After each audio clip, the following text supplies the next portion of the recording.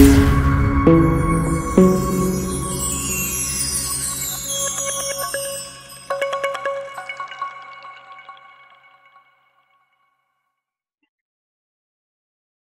voy a fijar esto acá. Sí, señor. Listo. Estamos acá, entonces estábamos en estas franjitas, alcanzamos a hacer la primera. Y entonces estábamos viendo acá cómo se ve expresado el carácter de Dios en la expulsión de Adán del paraíso, en el diluvio, en en la promesa hecha a Abraham y el sacrificio de Isaac. Íbamos en esas cuatro, ¿verdad? Sí, señor. Entonces, como decíamos la vez pasada, bueno, vemos a Dios creador en toda, pues como dueño de toda su creación, vemos el paraíso, el diluvio, vimos a Dios como autoridad suprema también en todos los pasajes cuando Él manda hacer ciertas cosas y impone su autoridad, bueno, impone su autoridad, no, pues hace valer su autoridad en todas las situaciones.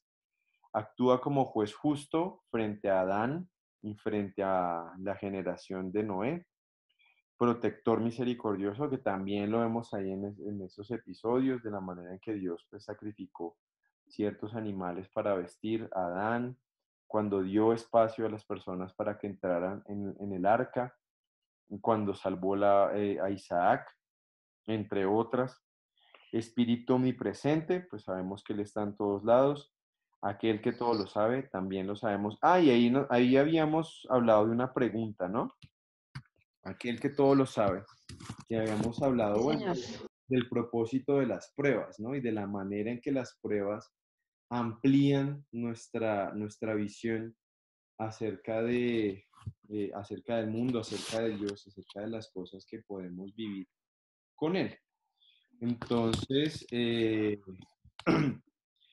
pues habíamos hablado también de la manera en que nosotros podemos ver estas pruebas y cómo, digamos, cuál es el sentido, porque habíamos hecho la pregunta de, bueno, si Dios sabía que Abraham iba a obedecer, pues ya simplemente lo sabía y listo. Entonces habíamos hablado de que el propósito de esas pruebas iba mucho más allá simplemente del hecho de que Abraham pasara la prueba. O sea, el hecho en sí no estaba solamente en la prueba, sino en todo lo que se iba a formar, en todas, digamos, esos, entre comillas, como subproductos que podrían darse a través de la obediencia que Abraham pudiera expresar.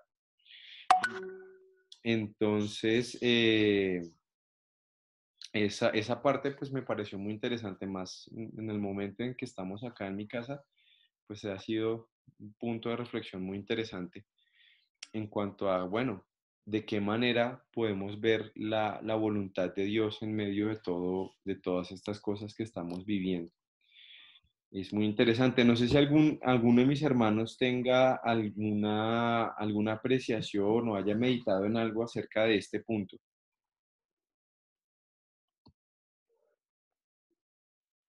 No. Entonces vamos a seguir. Listo. Dice, habíamos también hablado de que Dios se relaciona con otros, que lo podemos ver pues claramente en la relación que tuvo con Abraham, con Isaac, con Noé, con Adán, ¿sí? Entonces, pues lo podemos ver claramente. Ahora, acá se nos plantea también Padre amoroso. Entonces, en estos 4 episodios, ¿cómo vemos a Dios como Padre amoroso?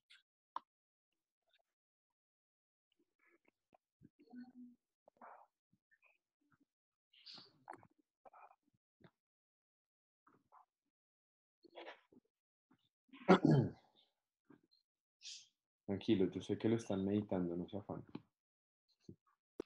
Bueno, Dieguito, yo creo en Adán y Eva son expulsados del paraíso, aunque estaba con ira, aunque merecían un castigo y era justo que merecieran el castigo, fue un padre amoroso porque los habría podido destruir.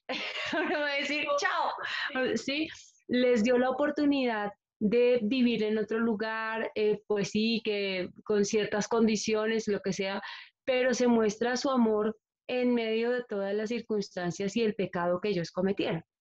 En la segunda, en el arca de Noé, indiscutiblemente también se vio su amor porque así como salvó esta familia y los animalitos, habría podido no salvar a nadie. Habría podido decir, no, no me interesa porque no quiero, sencillamente, y no lo hago. En la promesa de Abraham, pues sí que más, y en el sacrificio de Isaac, pues imagínate, como que su misericordia y su amor está muy marcada. Gracias, Claudia. Y efectivamente, y digamos que, digamos, complementando un poquito lo que dices, digamos que esos actos de amor tienen unas muestras tangibles, ¿no? O sea, en el caso de Adán y Eva, no solamente no los manda a su suerte, miren a ver qué hacen, sino que les hace ropa. Aún, y creo que fueron ustedes, o no me acuerdo si tuvo o Gemile, las que mencionaban que fue un acto de misericordia de Dios el haberlos expulsado, porque de quedarse tal vez hubieran quedado separados de Dios eternamente. Entonces eso es muy interesante. John, cito, señor. Sí, es que pensaba al respecto. Yo creo que algunos de ustedes conocen mi trasfondo ateo y los que no, qué pena la sorpresa.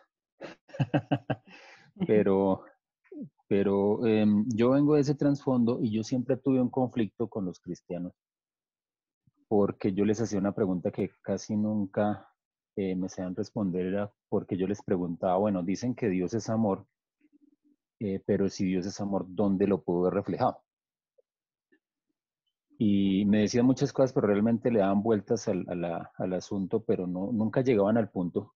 Y finalmente fue cuando yo entendí que yo no me merecía nada por el tipo de vida desordenada, pecaminosa y vacía y abiertamente en rebeldía contra Dios, que a pesar de eso, Él había hecho, estaba haciendo e iba a hacer muchas cosas demostrándome su amor en cuanto a la reconciliación que Él iba a hacer o que ella había hecho por medio del Señor Jesucristo y de muchas otras cosas que me estaba mostrando su amor. Entonces, en base a lo que decía también Claudita, a pesar de que el hombre comete pecado, el que el hombre hace cosas malas, también en el análisis que hacíamos con respecto a que si la promesa de la descendencia de Abraham era en base a algo que él hubiese hecho y ya habíamos concluido que no, en cada uno de los actos que se están estudiando en este caso, estos cuatro episodios, se demuestra que el hombre no merece nada, pero aún así Dios muestra su amor en que aún así da el perdón y da la oportunidad de redención y hace cosas que de ninguna manera el hombre se merecería. Tremendo. Sí, señor. Y es cierto, o sea, a veces, además es que pienso yo que a veces cuando uno está terquito en su cabeza y no quiere verlas, mira, tú pues, el otro día vi una frase que decía algo así como que al necio, algo así, no era así, no me acuerdo si la palabra era el necio, pero el necio no va a creer así le muestres aún ante las pruebas, ¿sí? O sea, como que si yo estoy cerrado a mi corazón, no, es que Dios, ninguna prueba va a ser suficiente si yo no quiero ver esa prueba. Pero evidentemente están ahí, o sea, nadie va a ver el arca como una prueba de amor si no quiere verla así, ¿sí? Amén de que Dios le abra uno el entendimiento y pueda entender, wow, o sea, Dios dispuso perdonar personas en ese momento. Dios dispuso que personas pudieran ser salvas. Dios dispuso de cierta medida, si sigamos Abraham se hubiera quedado simplemente en el amor a su hijo, pues de pronto su actuar delante de Dios no hubiera sido perfecto. Entonces, aún en medio, yo que soy papá, he visto que muchas veces por amor tienes que corregir, ¿sí? Y no es por venganza, o sea, realmente no está uno para corregir a sus hijos en retaliación por algo que ellos hayan hecho equivocado. sino porque yo como papá sé que tengo la responsabilidad de guiar a esa persona y que si le permito ese tipo de acción, el dolor que se va a causar más adelante va a ser peor que la reprensión que yo le ponga en ese momento y el llanto, la desazón que le produzca. Entonces, evidentemente no es lindo, pero, pero sí el amor incluye eso. Dice que el proverbio dice, ¿no? Que el que ama a su hijo lo reprende. Claudita. Dieguito dice, Gemile, que es que estás muy cerca de nosotras, que Sí. pensábamos lo No, mismo. la verdad fue que Clau estaba demasiado cerca y yo iba a hablar y ella me dijo, no, es que yo voy a decir eso, no, estás muy cerca. Pero después tú lo dijiste, entonces tú estás más cerquita de nosotros porque también nos dijiste lo mismo.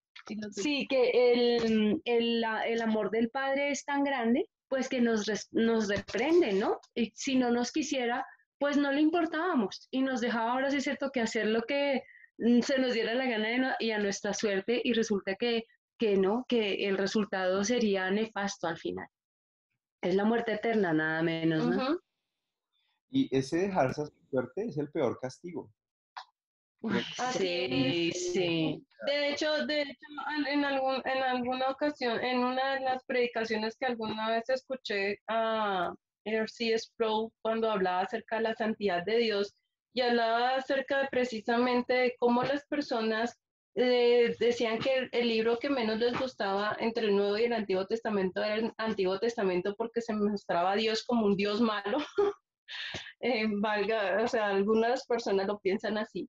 De hecho, él decía que precisamente el propósito, además de obviamente demostrar el plan de el motivo, razón o circunstancia por la cual finalmente Cristo viene a salvarnos, es porque es una muestra, el Antiguo Testamento es una muestra precisamente de ese amor que tiene Dios por nosotros, porque Él siendo santo, 3 veces santo, y siendo justo y no faltando ninguno de sus características ni singularidades que tiene, él nos cubre con su misericordia como un Padre amoroso. Ujú. sí, yo, fíjate lo que le pasó bueno, creo que no vamos a pasar por jueces, entonces voy a tomar la parte de jueces. Pero fíjate lo que le pasa a, al pueblo de Israel cuando va a jueces, o sea, cuando Dios los deja hacer lo que a cada cual le parece. El resultado es catastrófico.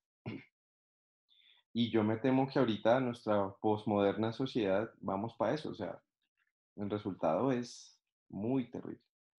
Entonces, sí, el amor de Dios, a mucha gente no le gusta escuchar eso, y a muchas personas les molesta escuchar que Dios reprende. Sí, no, es que Dios no es castigar, tú tienes un Dios de odio, no. El que diga eso y sea papá, me cuestiona su, su, su credibilidad como papá o como cristiano, porque realmente no puede ser coherente con un discurso así. Nubiecita. Pues, Dieguito, no me quiero adelantar, pero pues de todas maneras, Gemma le decía que en el Antiguo Testamento lo ven así como que Dios es malo por eso, y porque tal vez nosotros cegados en nuestro entendimiento no vemos eso que nos permite de pronto reconocer el Señor cuando pues uno estudia un poco más su palabra, ¿no? Sin embargo, y sin entrar en detalles, pero por ejemplo, Romanos también es un libro donde a mí me da mucho temor y recién que empecé a conocer del Señor lo leía y me parecía muy fuerte, ¿no? La primera parte donde él dice que él los dejará también porque ellos hicieron cosas malas, ¿sí? Entonces es bien, bien, bien pesado y fuerte si uno pues no ha leído más y no entiende nada de la palabra del Señor. Exacto, Nubiecita. Para mí, Señora, a ti, o sea, es rato. gracias, Nubiecita. Pienso que efectivamente hay una situación de... Yo siempre he pensado cuando hablo que la parte más desconocida de las personas en el común de la gente es la santidad de Dios, que es lo que sigue, Dios santo, ¿sí? Y en medio de todo eso, o sea, y siempre hemos estado hablando de eso, cómo se equilibran el amor y la santidad de Dios. Y en medio de eso, nosotros podemos ver en estos episodios cómo se equilibran. Y muchas veces, pues Dios tiene que tomar acciones en pro de su santidad. Y a la gente no le gusta escuchar eso, ¿sí? No, y no le gusta, y no lo entiende muchas veces. Pensamos que santidad es un lugar en silencio, muy espiritual, muy trascendente, ¿sí? Algo como, uy, pero tremendo. Y la santidad de Dios se da en cosas como que hay que obedecerlo, en obedecerlo, en acciones simples, como hizo Abraham, ¿sí? Eso es guardar la santidad de Dios. Y somos, o sea, yo el primero, o sea, yo creo que muchas veces somos muy ineficaces en la manera en que obedecemos, con nuestras palabras, con nuestros hechos, ¿sí? Entonces, es impresionante estos ejemplos porque podemos ver en todo esto lo importantísima que es la gracia de Dios. Nada más en estos episodios, con Abraham, cómo se manifiesta esa gracia de Dios para ellos en el arca, o sea, todas esas cosas muestran también la necesidad imperiosa de la gracia que tenemos y que sin esa gracia no podíamos acceder a la santidad de Dios. Entonces, pues es impresionante. Hay que pensar en eso muy bien. Aquí dice, guarda fielmente sus promesas. ¿En qué episodios vemos que Dios guarda sus promesas?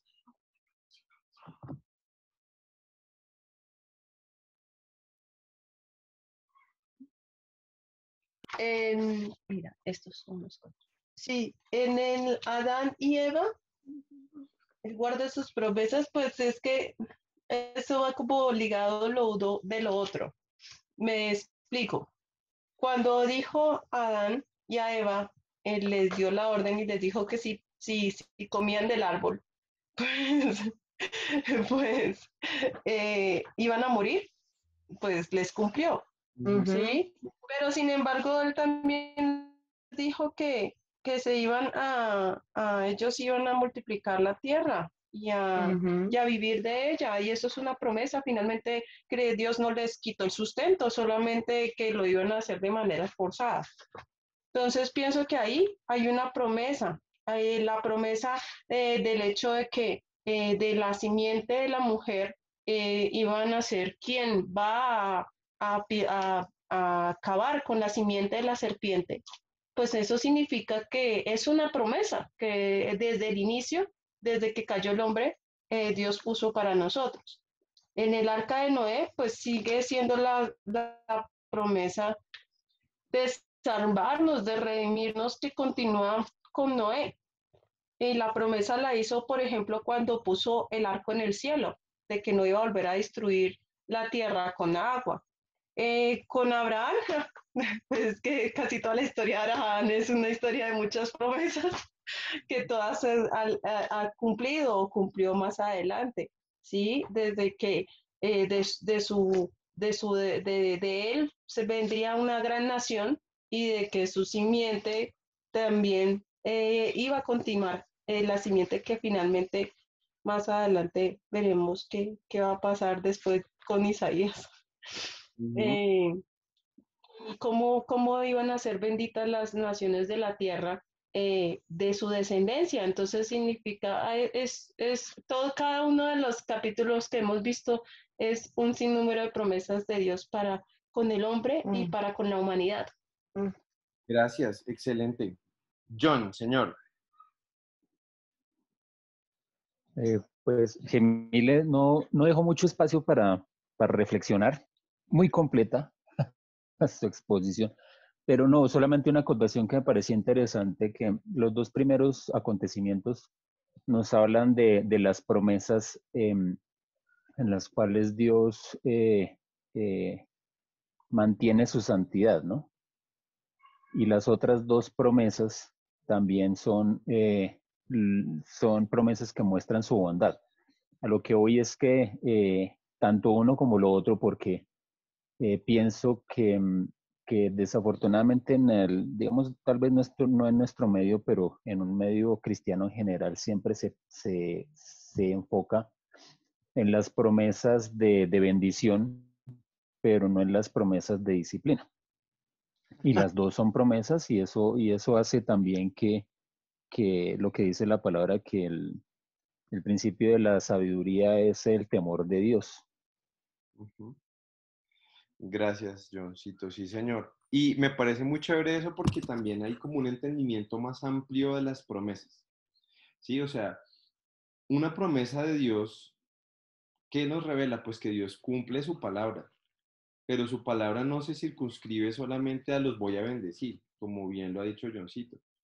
Algo que me parece hay dos cosas que me parecen puntualmente muy interesantes en lo que aparte de lo que están diciendo que me parece fantástico y es, uno, es que todas las promesas tienen como una parte en ese momento que se cumplió en ese momento, lo mencionaban ahorita, o sea, si comes de esto te va a pasar esto y pues fue lo que pasó. Va a haber un diluvio, fue lo que pasó. O sea, vas a tener un hijo, fue lo que pasó. Sí, o sea, inmediatamente se cumplió la palabra de Dios.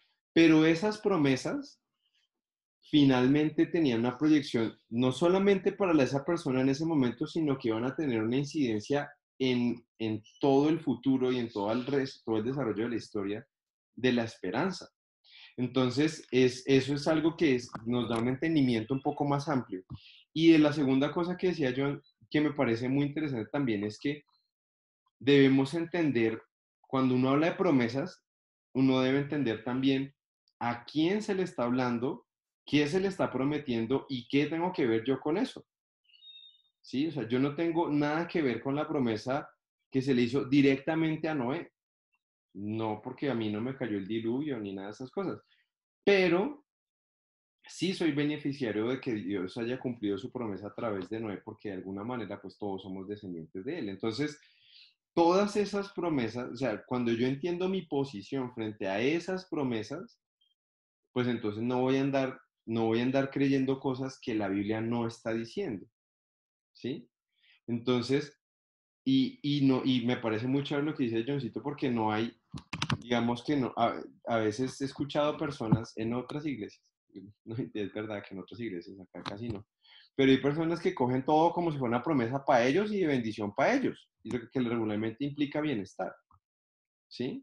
Entonces, pues no necesariamente, o sea, no necesariamente estamos llamados a estar siempre bien todo el tiempo y que todo nos salga bien, no va a pasar siempre, ¿cierto? ¿Por qué? Porque también hay pruebas. Y amén por las pruebas, que no son lindas, que no son fáciles, que no son complicadas. Pero si yo tengo un entendimiento más claro de esas promesas de Dios, o sea, finalmente estamos detrás de que de una promesa muy grande, que esa es la historia de la esperanza, la redención del mundo. Pero la redención no significa que a mí me va a ir bien, voy a tener casa, carro y beca, no necesariamente. ¿Sí? Entonces, es impresionante eso, porque aquí dice, guarda fielmente sus promesas. Dios guarda sus promesas. Y Él es muy claro en lo que dice, muy preciso en la manera en que cumple su palabra. Entonces, es importante que nosotros tengamos eso también. Y digo tengamos porque muchas veces yo no lo tengo tan claro. Tengamos claro cómo Dios va a hacer cumplir su palabra en medio de nosotros. ¿Y qué cosas se refieren directa a mí? Por ejemplo, no sé, en Mateo 10, en Juan 17, ¿sí? En Hechos 2, cuando habla de esas cosas que directamente me están tocando a mí, cuando Dios habla de que hay otro rebaño. En Juan 10 también hay otras ovejas. Está hablando de nosotros. Amén, ¿sí? Qué chévere, pero cuando yo traigo por allá de los cabellos una promesa que no se dirigió a mí, de pronto yo voy a ser beneficiario de alguna manera en medio de la historia, pero no directamente, no, es que todo lo que donde yo ponga mi pie va a ser conquistado para mí. No, esa promesa no es para mí. Y no puedo vivir pensando, reclamándole a Dios esa promesa para mí. ¿Sí? Entonces, eso es bien interesante. Bueno, aquí dice ser eterno. Dios como ser eterno. Hay una manera específica, Johitan, estoy impresionado. Hoy sí nos estás privando totalmente de tus comentarios. ¿Hay alguna manera específica en la que vamos a Dios acá como ser eterno? Evidentemente sabemos que Dios es eterno, pero ¿hay algo acá que muestre la eternidad de Dios?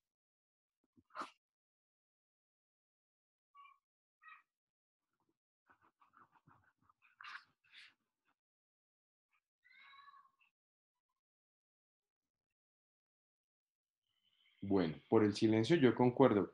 Yo creo que específicamente pues no hay algo así. Evidentemente pues se pueden ver, nosotros podemos inferir cosas, pero así que se vea. Johan, señor.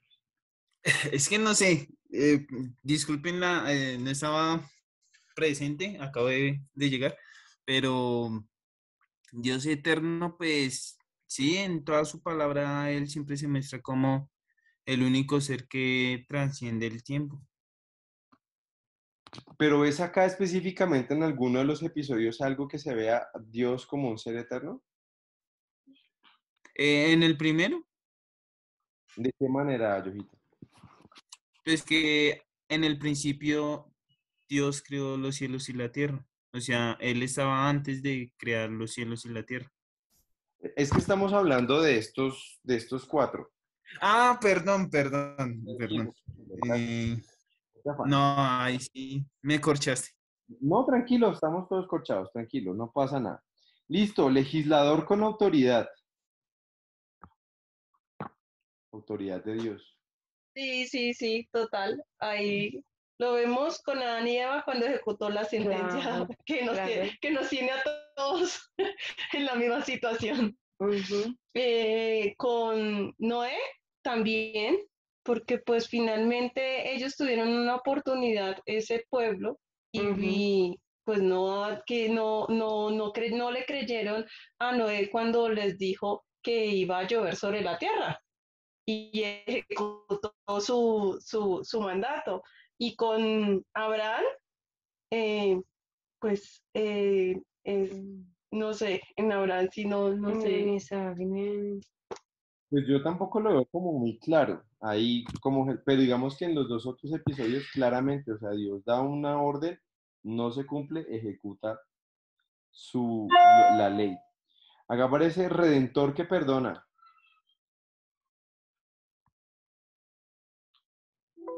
Sí, perdona Noé entre todos los humanos. Bueno, sí, mira, no había pensado en otra, pero sí, efectivamente, Dios perdona, Dios redime. Recuerda que redimir es como comprar, o recordemos, es como comprar un esclavo, ¿sí? Entonces, alguien está en el mercado de esclavos, si alguien lo redime para hacerlo libre, creo que eso es redimir. Venga a ver, ya ahora me estoy dudando de mis palabras. Venga a ver, ¿qué es redimir?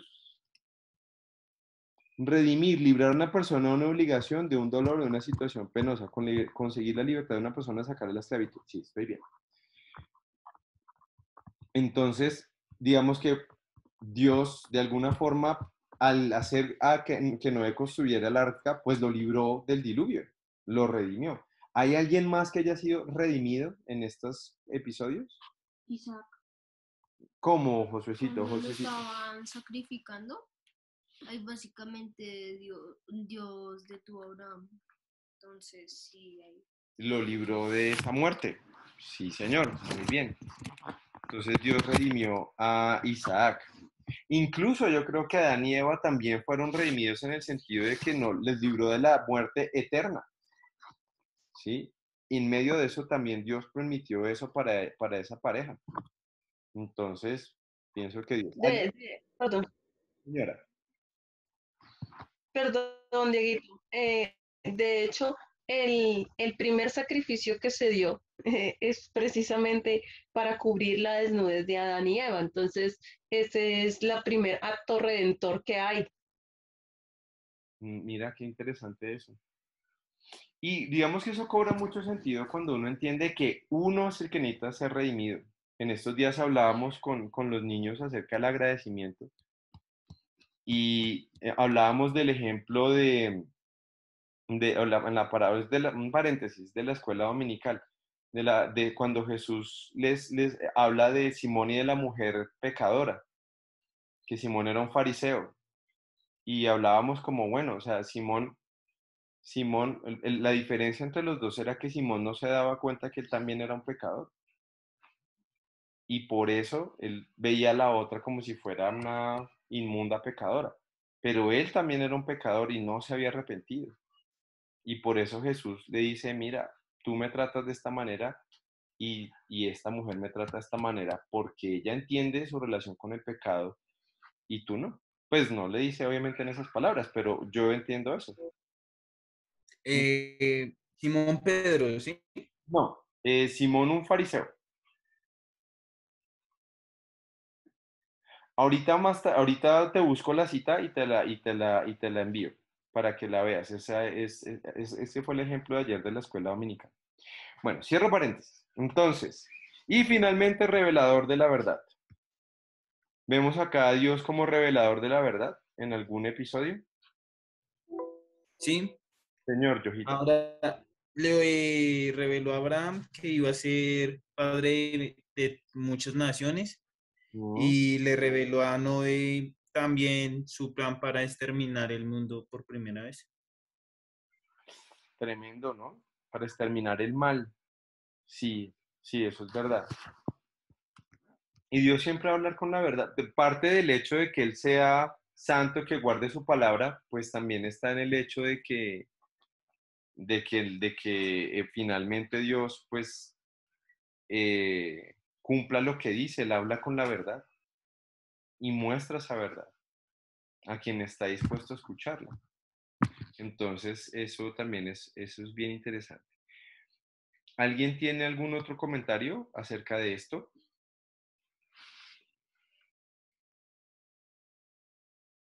No. Listo, bueno, con ese comentario dejamos entonces estos episodios y vamos a ir al episodio número 13. Listo, entonces voy a compartir la pantallita ahora sí. El episodio 13, perdónenme un segundito. Y vamos, si quieren, ayúdenme a buscar. Aquí ya nos movemos otro poquito, nos vamos a mover del libro. Vamos a Éxodo 1, del 1 al 14. Si quieren, vayan buscándolo ahí en sus Biblias. Hijitos, me hacen un favor, me ayudan a sacar de acá la pila del computador. Claro, pa. Gracias, hijo. Y me ayudas a conectarlo, Mático. Si quieres ayudarme acá, y José lo conectas allá. Gracias, hijo. Listo, vámonos a... Acá voy a compartirles Éxodo capítulo 1. ¿Listo? Gracias. Gracias. Ese no te va a entrar ahí. O si tienes, pues toca ya. O quitarle el adaptador a ese.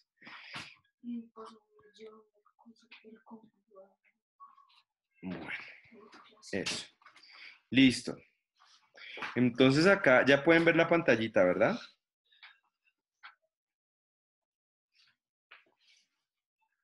¿Sí? ¿Sí se puede ver la pantalla? Sí. Sí. Listo, muy bien. Entonces, Éxodo capítulos 1 al 14. ¿Quién lo tiene por ahí? ¿Puedo leer en versión el Biblia de las Américas? Ay, no, una versión que sea santificada. No, nada. Esto dice, estos son los nombres de los israelitas que llegaron con Jacob a Egipto, cada uno con su familia. Rubén, Simeón, Leví, Judá, Isaacar, Zabulón, Benjamín, Dan, Neftalí, Gad y Aser. Los descendientes de Jacob sumaban en total 70 personas. José ya estaba en Egipto. José y sus hermanos y todos los de esa generación murieron. Pero como los israelitas tenían muchos hijos, se multiplicaron de tal manera que llegaron a ser muy poderosos. El país estaba lleno de ellos. Más tarde hubo un nuevo rey en Egipto que no había conocido a José y que le dijo a su pueblo: miren, el pueblo israelita es más numeroso y más poderoso que nosotros. Así que debemos tramar algo para impedir que sigan aumentando, porque puede ser que en caso de guerra se pongan de parte de nuestros enemigos para pelear contra nosotros y se vayan de este país. Por eso los egipcios pusieron capataces encargados de someter a los israelitas a trabajos muy duros, les hicieron construir las ciudades de Pitón y Ramsés, que el faraón, rey de Egipto, usaba para almacenar provisiones. Pero mientras más los maltrataban, más aumentaban. Así que los egipcios les tenían mucho miedo.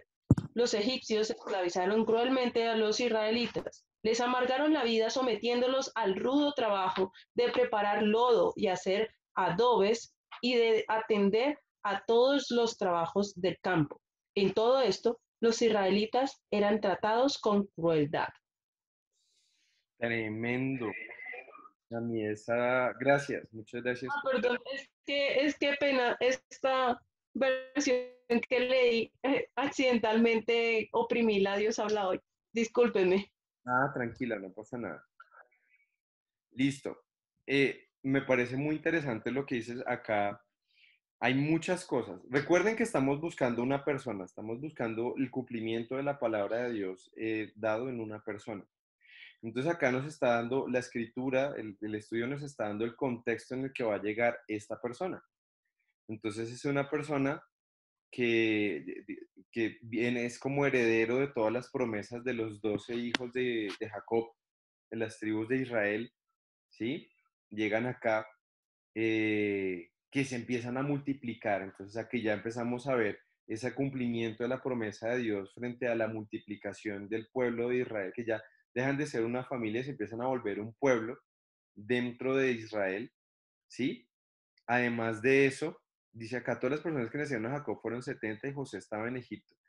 Y murió José y todos sus hermanos y toda aquella generación, los hijos de Israel, fructificaron y se multiplicaron. O sea que cumplieron lo que Dios les había mandado. Fíjate que acá, en ese momento, ellos obedecen esa parte de la palabra de Dios.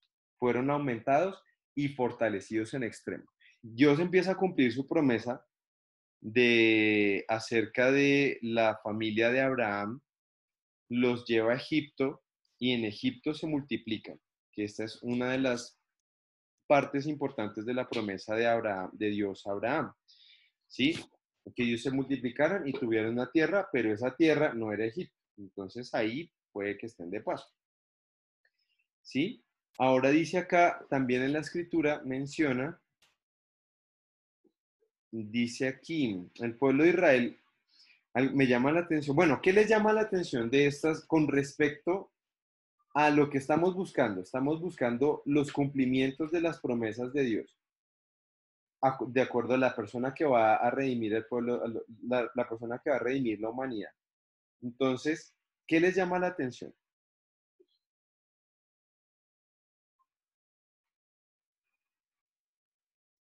O nada por ahora.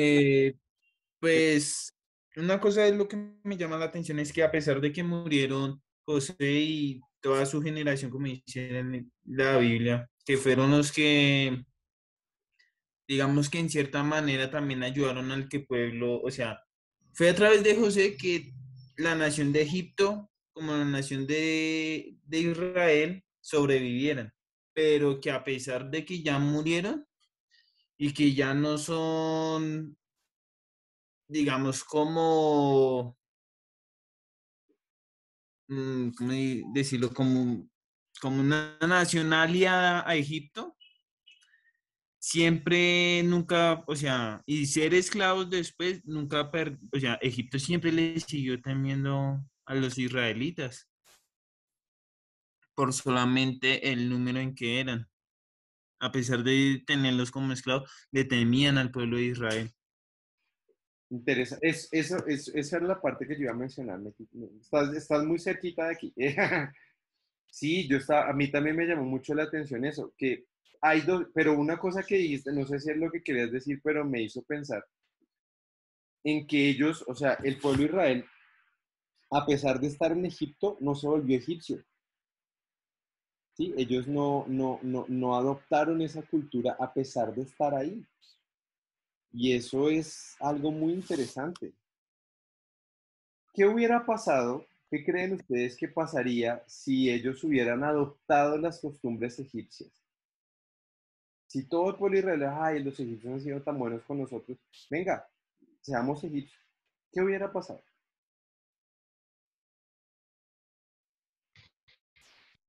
Pues yo creo, de hecho yo pienso que sí, aunque no se mezclaron, sí, más bien no hubo como ese cruce como tal entre naciones, sino que estaba claramente definidas las naciones en un solo territorio.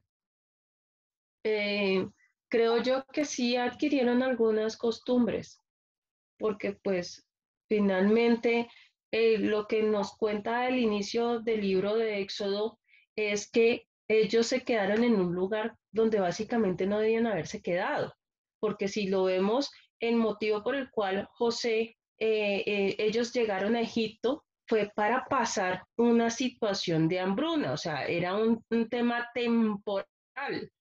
Lo malo de ahí es que se murieron todas Es que estas se quedaron, o sea, personas no. y ellos se quedaron allá, Ujú, o sea, se amañaron, ujú. ¿sí? Y cuando uno se amaña es porque se adapta. Dice que el dicho, el adagio popular, que a donde fueres haz lo que vieres, y parece que ellos se tomaron en serio eso porque siguieron allá como muy cómodos, a pesar de todo lo que les estaba pasando.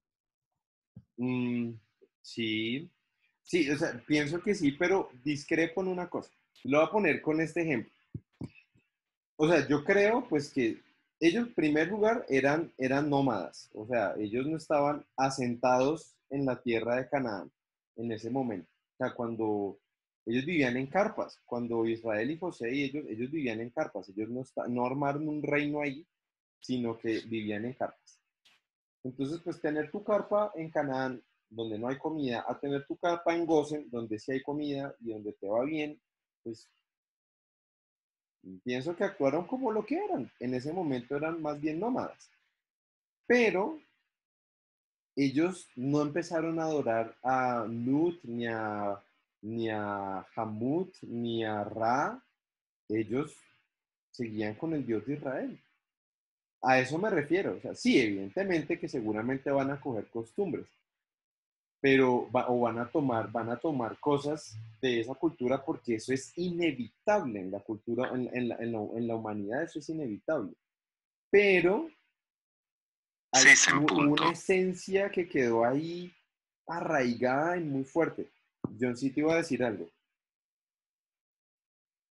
No creo que pues eh, prácticamente lo que usted decía, de todas maneras, aunque estaban en la tierra de Egipto, siguieron siendo pueblo y estaba todavía dentro de los planes de Dios que como uno mira la historia hasta que llegó David y en el tiempo en el cual, bueno, y en el tiempo cuando ya fue el éxodo, pero el pueblo de Israel era un pueblo muy,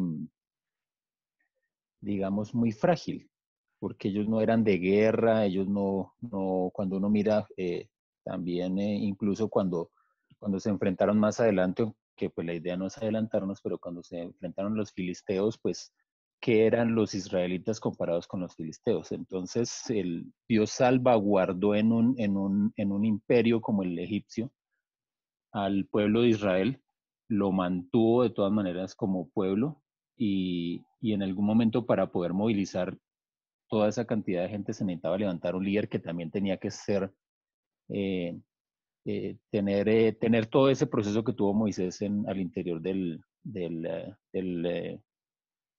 lo que fue la vida en palacio con el faraón. Con el faraón, Johncito se quedó sin sonido. Fin. Ah, bueno. Yo me hace caer en cuenta de una cosa muy, muy bonita. Yo nunca había visto eso. Y es esa transición de familia a nación. ¿Sí se dan cuenta? Murió José y todos sus hermanos, toda aquella generación. O sea, ahí eran una familia. Dice, todas las personas que le nacieron a Jacob fueron 70 y José estaba en Egipto. Mi familia, por el lado de los días, somos, yo creo que somos como por ahí entre ese número. Yo creo que somos unos 50, 60. ¿Sí? Digamos que sería así. Entonces, que el primo tal, hasta ahí son una familia.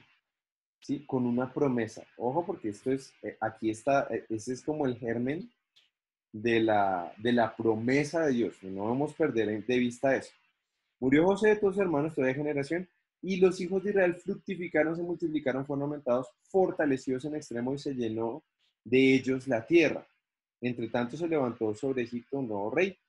Y lo que dice, o sea, acá ellos empiezan empiezan a ser el germen de una nación desde una familia,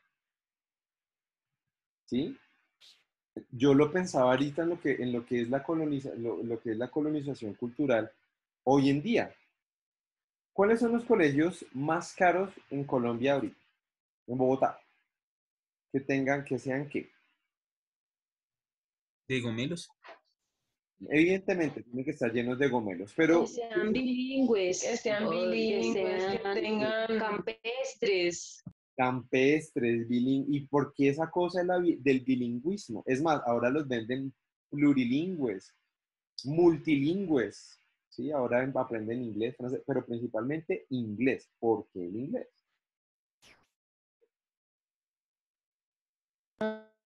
internacional. Porque es el idioma, sí, ¿cómo se llama?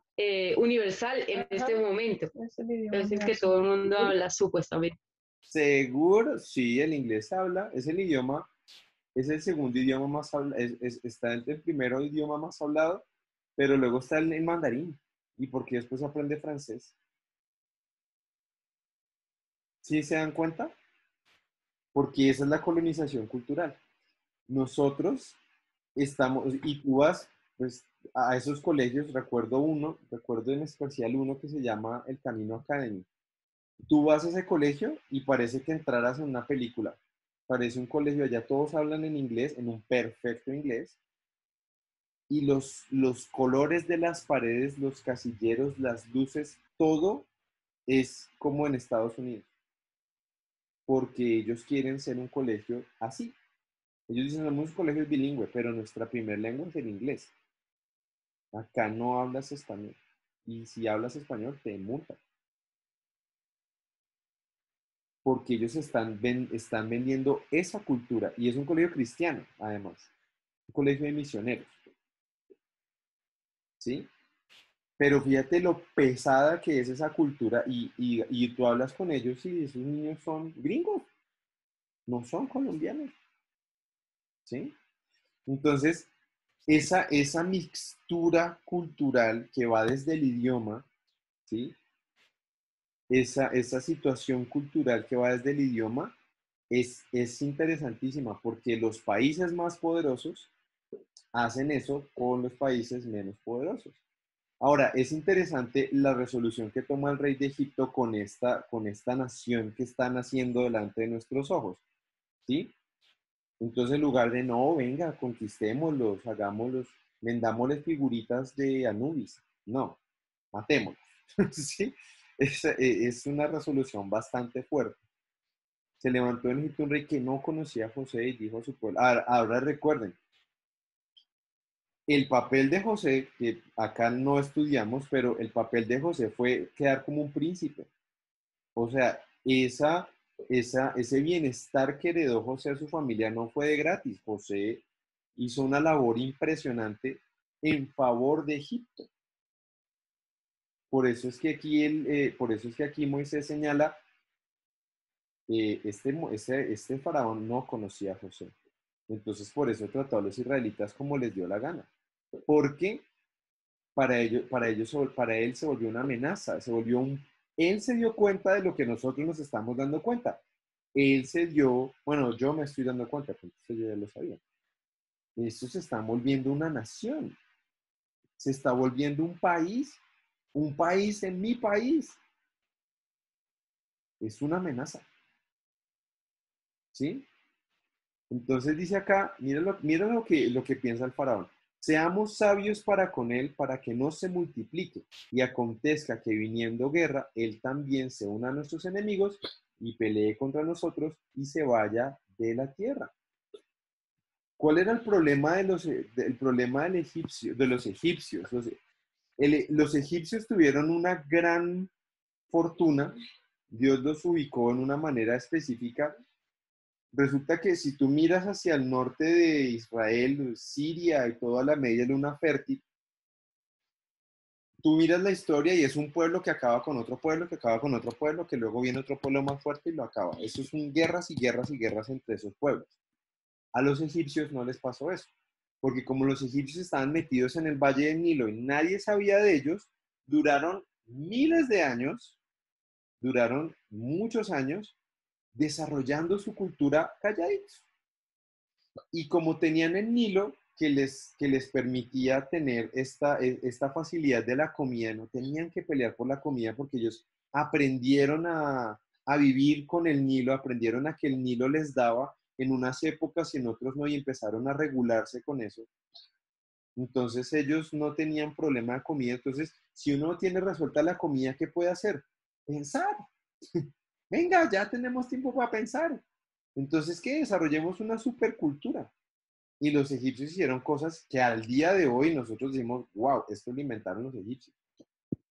Hay muchas cosas que nosotros usamos hoy en día que ya habían sido utilizadas en el reino de Egipto. Entonces, ¿qué fue lo que más, cuáles eran una de las peores amenazas para un egipcio, para el imperio egipcio? Pues una guerra porque ellos no tenían ese problema. Hasta después es que ellos empiezan a desarrollar cosas de guerra, pero estamos hablando de ya habían pasado muchas dinastías. Antes de que ellos los descubrieran, ellos quisieran expandirse, eso pasó después. Entonces, digamos que acá, por eso es que él dice, donde llegue una guerra aquí, esta gente se nos vuelve y se nos voltea la arepa para todos lados. Claudita. Mi Dieguito, es que también pensaba que era más allá que la amenaza fuera la guerra, sino que la amenaza era la extinción de ellos, porque si eran poquitos, ¿sí? Y los israelitas eran muchos y se unían a sus enemigos, pues los extinguían. Entonces, pues como que me imagino yo que el temor del señor Faraón era que se extinguiera su pueblo, pienso yo.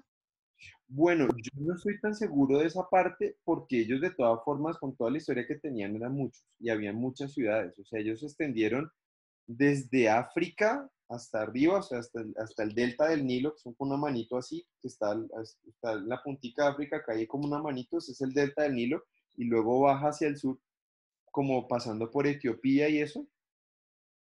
A ellos los protege por un lado el desierto del Sahara, por ahí no pasa nadie, entonces eso los protegía. Y por el otro lado estaba el mar, por ahí tampoco pasaba nadie.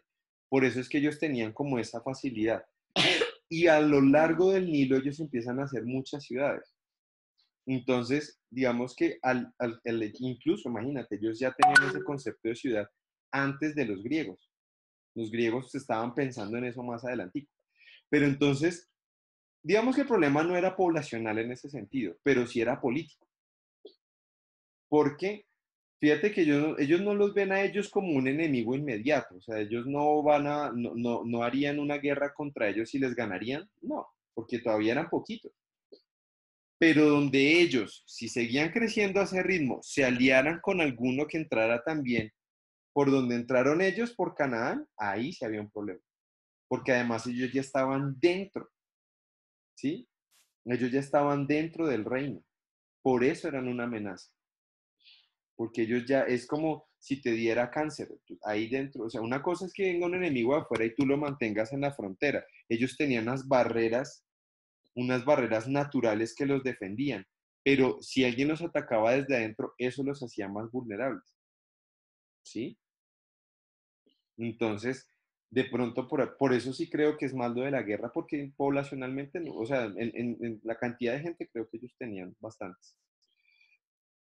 Ahora, otra cosa que es interesante es, entonces pusieron sobre ellos comisarios de tributos que molestasen con sus cargas. Esto siempre me ha llamado la atención también. Esta escritura es muy diciente. Edificaron para Faraón las ciudades de almacenaje, Pitón y Ramsés. Ramesés, dice aquí. Y es que la otra forma, la primer lanzada, la primer ofensiva para detener el crecimiento de los egipcios fue el trabajo. Entonces, ¿Qué fue lo que les permitió? Lo que les decía yo ahorita. El Nilo lo que les permitió a ellos fue el tiempo para pensar. Cuando no tienes tiempo para pensar, sino para trabajar, porque si no, no comes, ahí no hay un desarrollo cultural. Ahí no hay desarrollo, ahí no hay cómo tener hijos, ni cómo alimentarlos, ni nada de eso. Bueno, esas eran las matemáticas del faraón. Si esta gente está ocupada trabajando y moliendo y moliendo y moliendo y moliendo, no van a tener tiempo para pensar en guerras, ni paliarse con nadie, ni nada, porque van a estar ocupados. Y yo creo que esa estrategia funciona porque es la estrategia que está usando Satanás hoy en día con nosotros. ¿Sí? Es el trabajo, ahora todo el mundo vive ocupado en muchas cosas. Entonces es complicadísimo esa manera en la que nosotros vemos esto. Y es tremendo, porque esa es una de las formas en las que nosotros nos vemos estorbados en nuestra fe. Y muchos hermanos, hay personas con las que hablo, hombres me dicen, no, mira, es que pues yo sí quiero tener mi relación con Dios, pero es que tengo que salir de Chía a las 5 de la mañana, eso implica levántese a las 4 de la mañana, ¿a qué horas tengo tiempo con Dios? Y llego 5 de la tarde, 6 molido, pues ya, pues quiero tener tiempo con Dios, pero estoy recansado. ¿Qué hago? Puede que hasta pueda tener un tiempo con Dios, pero no va a tener tiempo para pensar. Es tremendo, ¿sí? Cuando nosotros estamos tan sujetos a un trabajo y no tenemos tiempo para pensar, hay muchas cosas que se frenan. Entonces, es impresionante. Ahora, la pregunta es, ¿cómo será, digamos, qué característica veremos acá adelante, veremos del próximo rey que surja o del próximo hombre que Dios suba, y si realmente sería ese que quite el pecado, ese hombre que va a aplastarle la cabeza a la serpiente, teniendo en cuenta el tema del sacrificio, teniendo el tema de la justificación, de la santidad, de todo eso. Véanlo en su próxima emisión de La Historia de la Esperanza. No sé si hasta acá hay alguna pregunta, mis hermanos. Ese es el escenario. Ahorita vamos a ver cuál es el hombre que Dios va a usar en la próxima vez. No sé si alguien tenga alguna pregunta, duda, queja o inquietud.